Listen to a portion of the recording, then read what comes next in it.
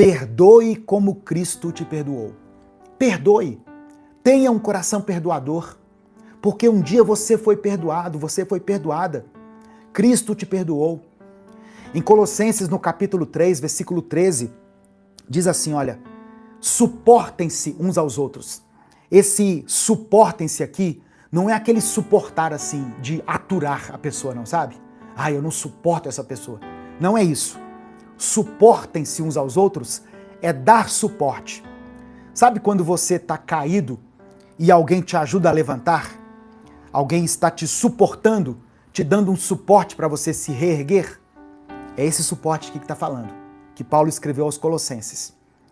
Suportem-se uns aos outros e perdoem as queixas que tiverem uns contra os outros.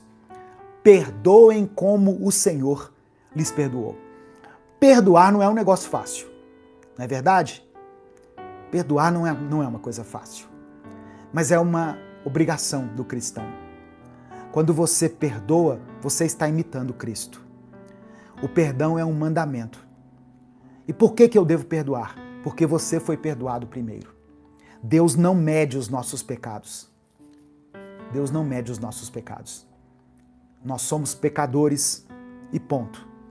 Romanos 3 diz que todos pecaram e estão destituídos da glória de Deus. Então todos nós, aos olhos de Deus, somos igualmente pecadores.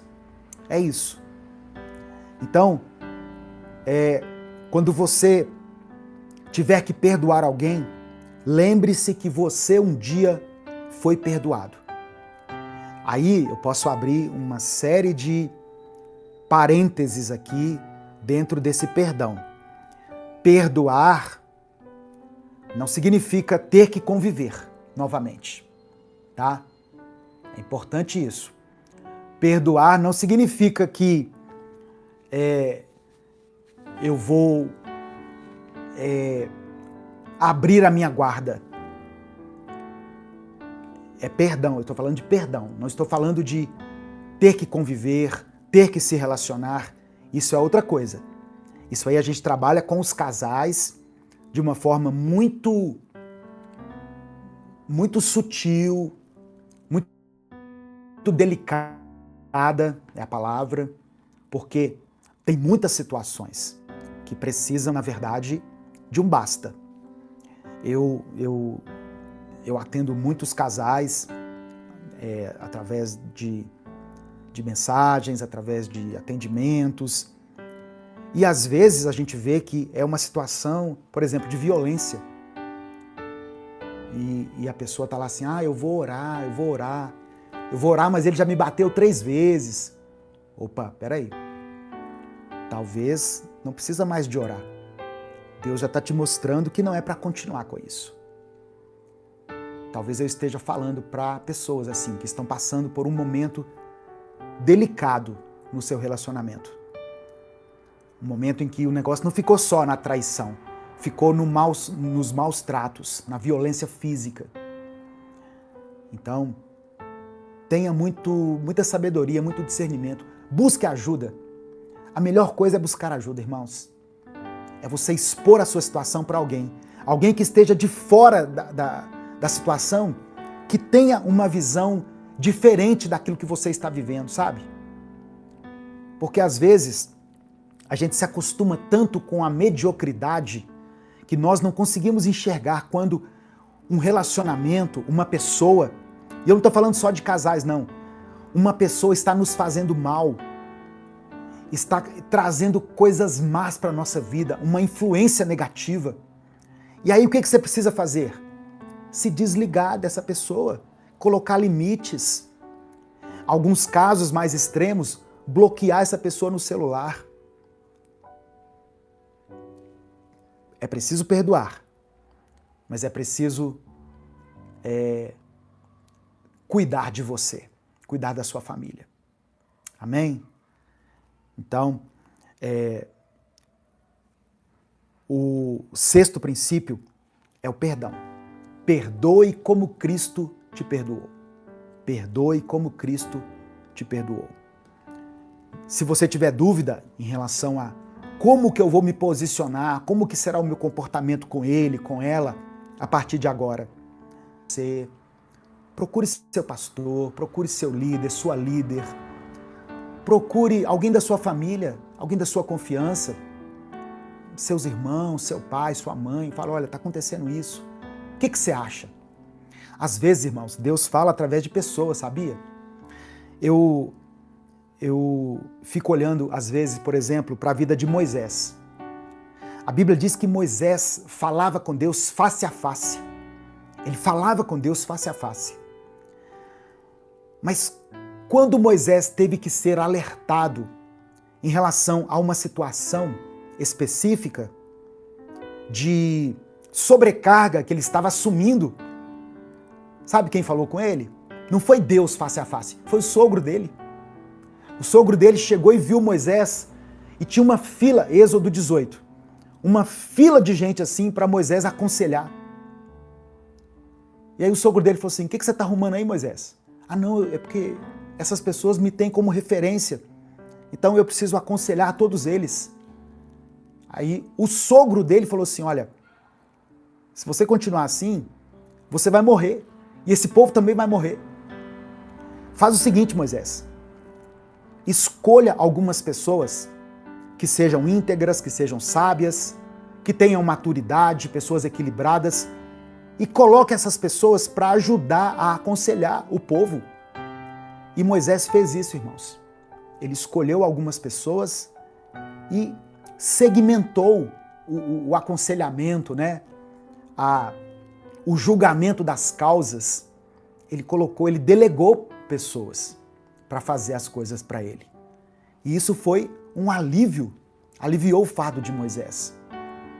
Então a gente precisa aprender muito. Quando nós temos um problema, por exemplo, quando eu estava sem óculos e sem enxergar nada, né, fazendo assim para ler, não adiantava eu orar. Não adiantava eu ir para a igreja, pedir para ser curado. Deus poderia até me curar, claro que poderia. Mas eu entendo que isso não era o que Deus queria fazer. Deus fez com que eu fosse lá no médico, lá no oftalmologista, fizesse um exame, leia aqui, que letra é essa? E essa? E essa? Ok. Chega naquela maquininha, né? Fica melhor assim ou assim? Ah, assim. Colocou lá o grau, você tem que usar esse grau, não me lembro mais. E pronto, coloquei um óculos, parece que era outro mundo. Então, eu louvo a Deus pela vida dos profissionais da área da saúde mental, psicólogos, terapeutas, e que cuidam do corpo. Tem especialização para tudo quanto é área do seu corpo. Ah, eu já tenho 20 anos, pastor, que eu fui num cardiologista. Está precisando voltar lá. Ver como que está essa máquina aí por dentro, ver como que está seu coração, fazer um exame, fazer uma endoscopia. É necessário, irmãos.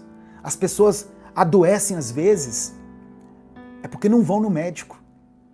Tem gente que fala assim, mas eu tenho medo de ir no médico e descobrir a doença. Eu quero dizer que isso é uma ignorância.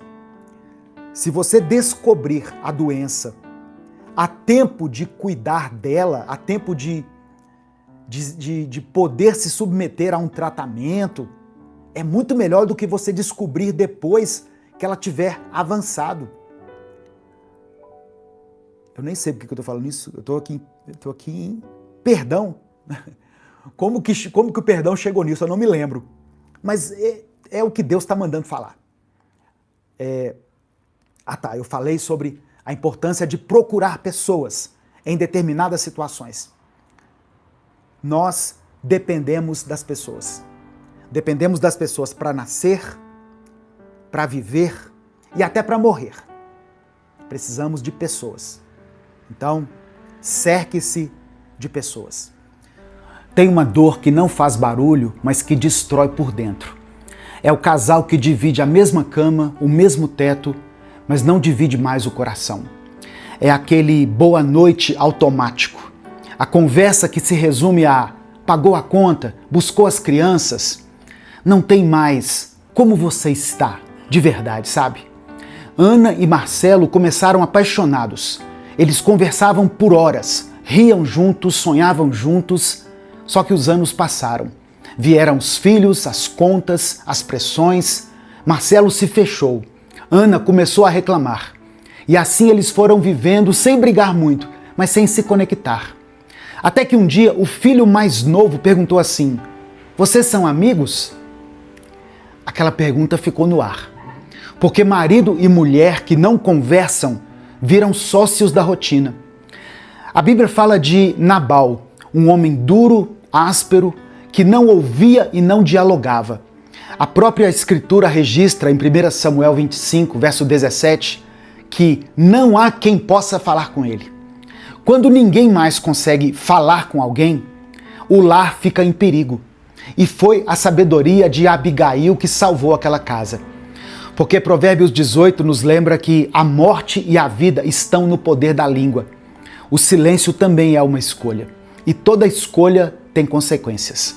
Silêncio vira distância. Distância vira frieza. E frieza vira ruptura. A maioria dos casamentos não acabam por falta de amor. Acabam por falta de conversa.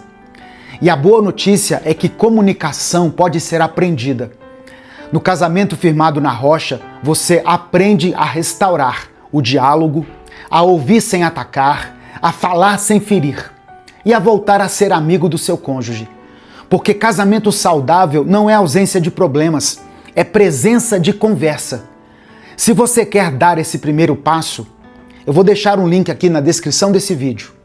Tem o encontro presencial, que vai ser em maio de 2026, e agora nós estamos também lançando o curso online, para você fazer de onde você estiver. Não espere a distância virar abismo. Que Deus restaure a comunicação da sua casa e que o seu casamento seja firmado na rocha.